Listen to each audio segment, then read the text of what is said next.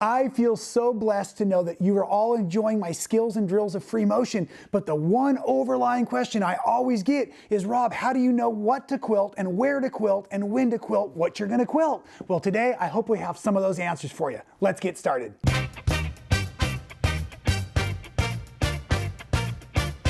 I thought this would be a really fun way for you to see me finishing up a quilt that I'll make another tutorial for on the construction, but today we're just focusing on how we're going to do the free motion machine quilting. Now, often when I'm doing free motion, the first question is, what do you quilt and where? Well, let's take this quilt and set it aside for a moment. When I'm doing applique projects, I always start by quilting around the applique. But on this project, it's all patchwork, it's all pieced, so my intention in the machine quilting is to do different things to the quilt itself. So, for example, this is called a Mariner's Compass quilt, and these are the large cardinal points you see here. So the first thing I want to do when this quilt is completely finished and hanging on the wall is I want to make sure these large points are jumping out at you as the viewer in the quilt. What does that mean in machine quilting? It means less quilting, as a matter of fact. As contrast, I want the background, these green and these blue circles, to lay down flat, so I've over heavily quilted them, but doing some different fun motifs. So in today's video, I'm going to walk you through each of the different motifs I did and discuss why I put them, where I put them. Now, when I first started, I went all the way around from the center on the cardinal points themselves, and I just did with a red thread to make it more obvious to our eye, and I stitched basically a straight line style, but I was doing free motion machine quilting. So I have now anchored all 4 of the cardinal points, the yellows and the oranges. Those are completely done. There's no more quilting. But what I also want to do to the smaller cardinal points is I want to crush these down so that they lay behind this visually. And in order to do this, I'm going to just do a nice back and forth easy motion with that. And so I'm going to start with my orange thread, and I already got that on the machine. And I'm going to show you that motion here quickly. Now, if you've never seen any of my other free motion videos, let's quickly point out, I have the Sew Slip mat on the bed of the machine already, which is a Teflon coating that makes everything move nice and smoothly. And I'm going to put the machine girl's gloves on right now while we're talking, because this gives me a little bit of grip for my fingers. One of the things we work towards is long-term management in our free motion. What does that mean, Rob? What I'm trying to tell you is you can only quilt until your body gets fatigued. If you get fatigued, you need to stop, because we want to make sure we're only doing our best quilting.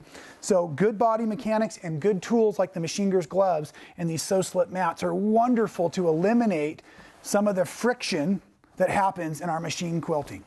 So I'm back kind of towards the center of the quilt, and I'm going to try to get this out of the way so all of the cameras can see what we're doing as well. I'm not sure if that's going to work or not. We're just going to wrestle for it for a moment. Now, what I've done is I've gone already 3/4 of the way around this. So I'm going to pick up where I'm leaving off with the orange thread. And so for this, I'm going to take a single stitch. I'm going to bring it up to the top, and then I'm going to bring that bobbin thread up with me. Oh, come on now, bobbin thread. There we go. So that I have all of my stitching secured on the top. I'm going to take a couple of stitches in place so I can anchor that nice. And now I'm just going to begin my side-to-side motion, starting across the top this way. And then I'm just going to keep this rounded motion kind of in parallel lines so that those angles keep working for me. And then I'm just rounding the corner and filling them in about the width of the presser foot. I'm not sure if you can see, but now I'm watching the back edge of the presser foot come along that stitch.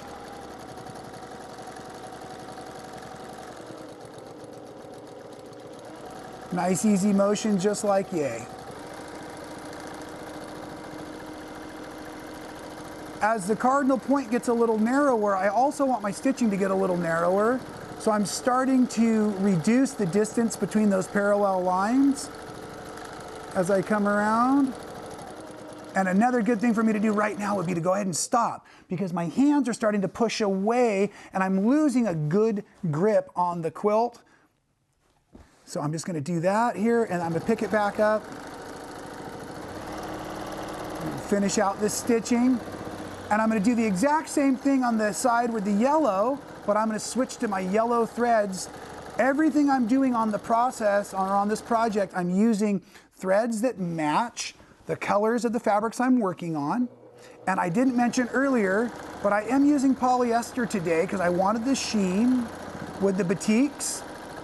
But I also want the strength of the thread because I'm quilting through an interfacing as well that was used for construction. Let's quickly finish this out and then we'll show you the yellow here.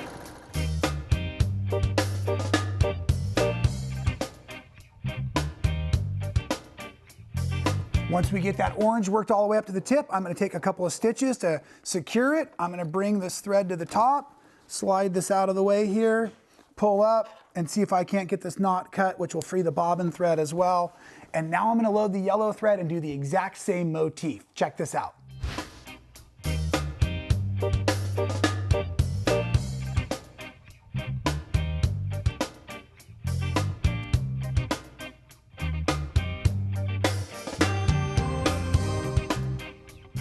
Now that I have the yellow and the orange done on all of the cardinal points, it's time to start working on the inner rings. I want to work from the center out like a good quilter would, and I really want to crush down this green. So I'm going to use this little micro pebble style with a green thread. So let's go ahead and do that together now.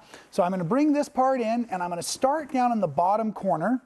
And if you remember from our skills and drills videos, one of the keys to a good circle is to do a complete circle. And so we're always going to be looking to get our 360 degrees in, and then we can keep traveling away from the circle to get to the next area we need to. Small little movements, so little slower stitches possibly. So I'm going to come around here, I'm going to complete that circle, I'm going to fill in a little ways. I'm going to start another circle here, come back, I'm going to start another circle, and then once I get out of the way here, I really want to get this thread out of my eye. It drives me nuts, so I do take the time to take and cut those out. Should have done it a little sooner so that I don't have it everywhere. There we go. Now I can go ahead and just finish out those micro circles, and of course I'm using a fun variety of different sizes to fill in the gaps. And the job of this motif is to really crush it down, so the smaller your circles, the better it's going to make the yellow and orange cardinal points loft up next to it.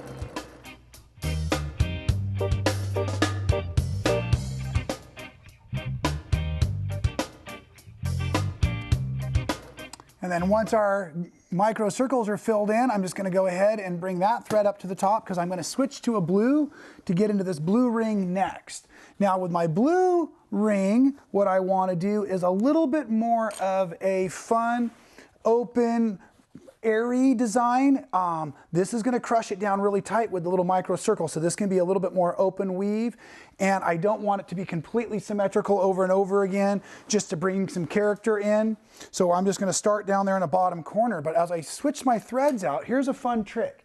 If you're using any of these kinds of machines that are kind of a semi-industrial machine, or if you like to have your gloves on, a lot of times what I'll do is I'll just take my threads and I'll just kind of tie them together like this, because on my machine I don't have a lot of thread clips. Most of mine are actual eyelets, so it makes it faster for the rethreading. I grabbed my thread above the eye of the needle so that I could pull that through and not have the knot. And then right now I'm just fingers crossed, and my eyes also are crossed so that I can try to slide that bad boy through there. And I nailed it. And I'm ready for my blue stitching. So now again, I'm going to kind of start in the middle, working from where I had been working before. I'm going to drop a stitch, bring that thread back up to start each and every time. That's a great way to get started. A little harder to see which thread is which now that the blue is the same color I'm using in my bobbin. There it is. Here we go. So we're just going to lock that down. And again, as I get away from the starting point, I can come back in here and get these threads cut out nice and early. And now we're just going to have a little bit of fun and play with some of our swirly style designs.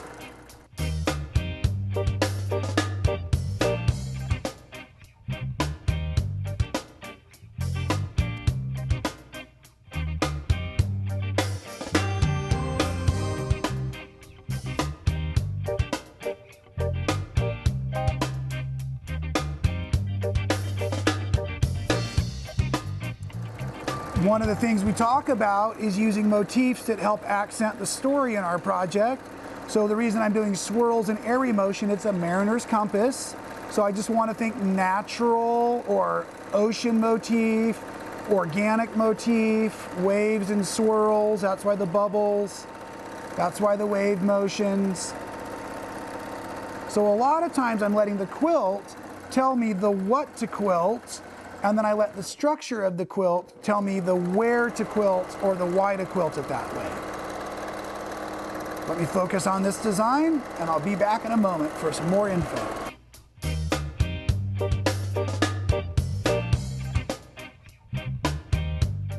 Okay, now we are going to cut this thread out of the way, and let's talk about the next section. Make sure my bobbin thread is free as well.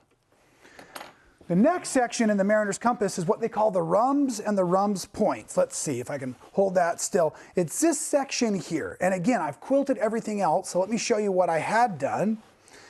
Now, what I want, again, like my cardinal points, is I want these red triangles to really lift out of the quilts and bring some more visual texture. So just like I did before, I want minimal amounts of quilting in the red and tons of quilting back in this purple here. So what I've done actually is I've quilted down the purple first to trap the batting. So look at this. As I come over here and as I machine quilt in this area and in this area, that's going to push the batting into that center triangle more. So while I'm working, I'm trying to get as much of the batting trapped in here as possible. So the next thing I'm going to do is I'm going to load some purple thread in, and I'm going to start following the motif around in my little micro swirl there, kind of like my micro circle earlier. And I'm going to show you how to do that, but I need to get the machine threaded. I'll be right back. Hey, thanks for waiting. I got that purple thread in, and I actually already brought the bobbin thread up and started my stitching on the micro swirls we're gonna do. And just a reminder, I'm starting over here along these yellow cardinal points because it's already been stitched. I wanna keep pushing batting towards these red rhumb points as well. So with the micro swirl, or what I've called rainbows gone wild in the past, we're just gonna do a series of back and forth about three different times.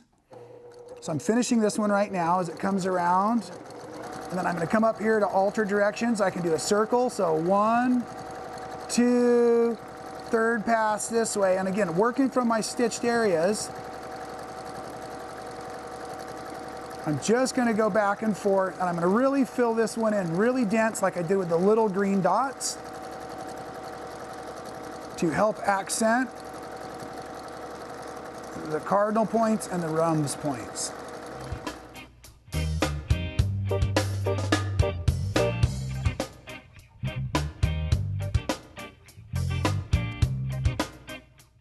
So here I am working my way out of the bottom corner now, and so you saw me traveling down one side. Now as I come up, I'm actually going to travel up the other and then kind of fill in the center area. The center area is easy to fill because you can't really tell where the swirls start and stop. So watch this. As I come around here, I can actually alter my direction because I was saying I wanted 3 arcs. And if I keep going the same way, it becomes redundant looking. So if I need to change directions, I do a circle, and then that gives me my arc back the other direction I needed it to work. Isn't that cool? Okay, so I'm going to keep working this from the center, both sides, up the other edge of that red point, and all the way around until it's all the way done. If you ever find yourself stitched into a corner, you might have saw I just doubled back along some stitching. The more the micro stitching, the more you can get away with that trick. So just take your time and work this area slow, crushing down all that batting and working it into those red points.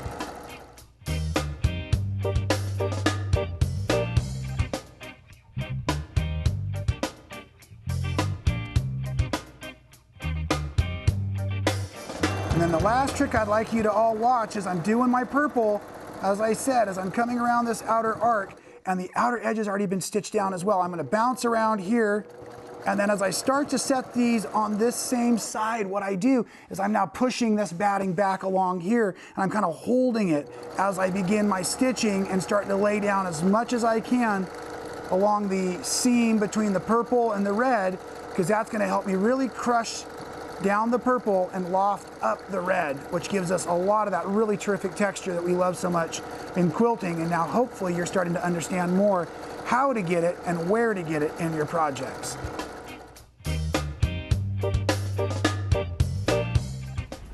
Once all your purple outer ring is all crushed down, the last real thing we need to do for the actual mariner's compass is we need to put some little bit of stitching into our red triangles as well.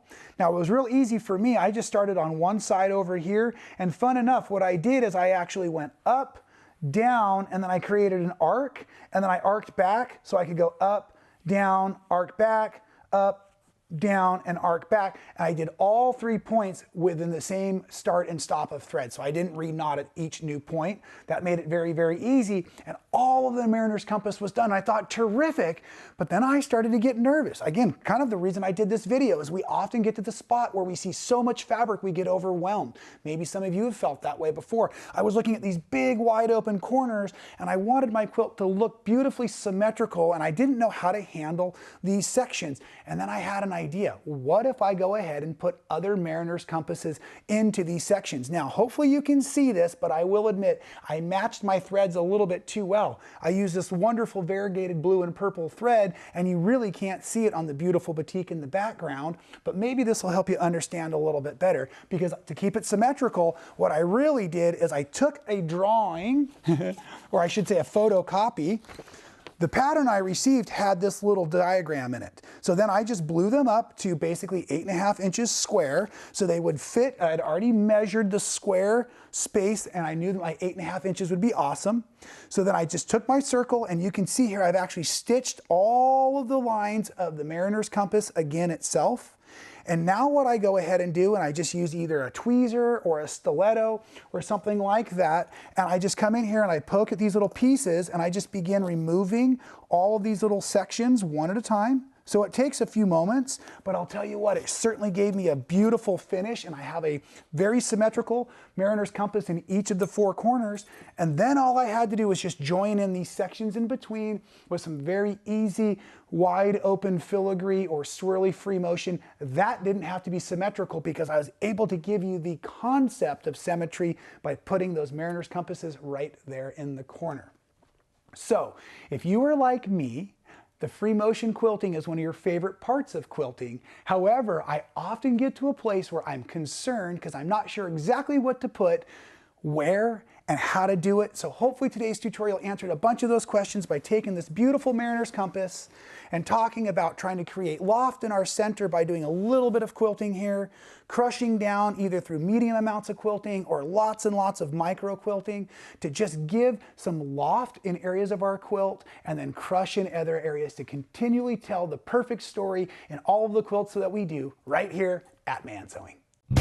Thanks for being a Man Sewing fan. It's great to have you out there encouraging me to create fantastic new content. If you've missed any of the videos, we've got links for you here and here. And while you're checking those out, make sure you're subscribed. We don't want you to miss any of the action.